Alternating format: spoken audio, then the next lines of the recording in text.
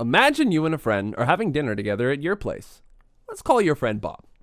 Now, Bob is a little bit of a bad friend and only brought one slice of pie instead of two for dessert. So now you and Bob are left with the task of figuring out who gets the one slice of pie. If Bob gets the slice of pie, then you're left a little bit more hangry and negative than you otherwise would have been. But if you get the slice of pie, then Bob is the one left with a little bit of rumbling in his tummy. Just like we learned in kindergarten, sharing is caring. If you both had just split the slice of pie, then you both would have been less negative than if only one of you got the slice of pie. The same is true for atoms. It's nice to know that even in a molecular level, we can all learn to cooperate.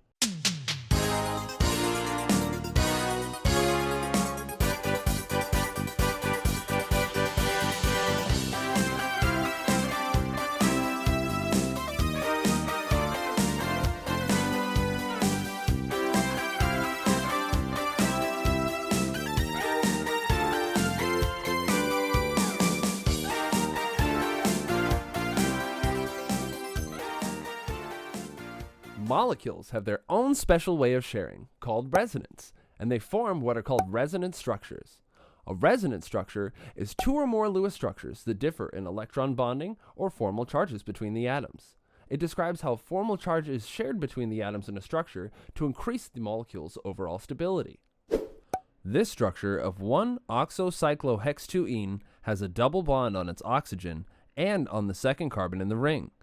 Our first step in determining the resonance structure for this molecule is determining the formal charge of the atoms within the structure. This can easily be found using the formula formal charge equals the valence electrons minus the sum of the bonds and dots connected to the atom. For example, the oxygen is found within the 6th group on the periodic table, indicating that it has 6 valence electrons. If we count the electron groups attached, we see that we have 2, 4 dots, or lone pair electrons, and 1, 2 bonds. Plugging this into our equation, we get 6 valence electrons minus the sum of 4 and 2 give us the formal charge of 0. Completing these steps for the other atoms in the structure shows that it bears no formal charge on any of the atoms. To create resonance structures, we must move pi bonds about the structure to change the formal charges on some of its atoms. But what the heck are pi bonds anyways? Pi bonds are associated with double and triple bonds. Double bonds contain 1 sigma bond and 1 pi bond, while triple bonds contain 1 sigma bond and 2 pi bonds. Atoms with 1 pi bond will always have sp2 hybridization because they now only have 3 electron groups instead of 4.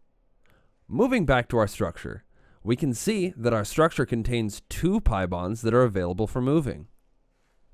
To do this, we need to enact what I like to call electron shuffling. Yeehaw!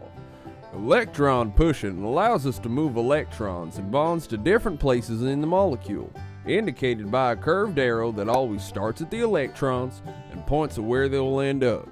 Using this information, we can draw arrows to move the double bonds about the structure. We can see from the arrows that the double bond attached to the oxygen is being moved to become a lone pair on the oxygen, and the double bond on carbon 2 is being moved to carbon 1. Looking at our fancy new resonance structure, we can now go back and determine the formal charge for the atoms involved. The oxygen has 2, 4, 6 lone electrons and 1 bond. Plugging that into our formula, we get 6 minus 6 plus 1. We find that the oxygen has a formal charge of -1. Carbon 3, since it lost its pi bond, now has 3 bonds and no dots. Since carbon's in the 4th column of the periodic table, that leaves this carbon with the formal charge of +1. Congratulations! You just created your very own resonance structure! But wait, where did this theory come from anyways? Resonance theory was first suggested by Werner Heisenberg in 1926. No, not that Heisenberg. He developed this theory on the basis of quantum mechanics with his study of helium ions.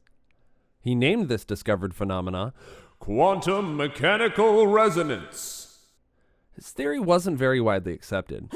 That was, at least, until 1932, when Linus Pauling gave a lecture at the University of California and MIT about resonance structures. His discoveries opened up many doors and possibilities for new ways of approaching organic chemistry by using Lewis structures to explain how formal charges were shared. Now it's time to get back to our resonance structure. Since we ended up with two different structures, does that mean that they exist independently of each other? Well, not really, no. Just like we described with our friend Bob, both of you will be happier if you share the slice of pie, just as molecules like to share the weight of their formal charges between resonance structures. All of the resonance structures for a molecule get smeared together into one chimera-like molecule called a resonance hybrid. The resonance hybrid shows us that formal charges are actually delocalized and shared across the portions of the molecule that change between resonance structures. But not all resonance structures are created equally, as they say. The resonance structure with the formal charge on all of its atoms closest to zero will always be favored rather than a structure with formal charge. If we have to choose between the lesser of two evils, so to say, negative charges are preferred on more electronegative elements, and positive charges are preferred on less electronegative elements. The more stable structure with the lowest formal charges will contribute most to the molecule's resonance structure.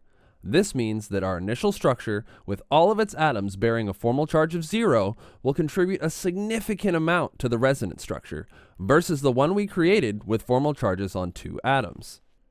If you were paying attention, you should know that a resonance structure is 2 or more Lewis structures that differ in their electron bonding and formal charges between atoms.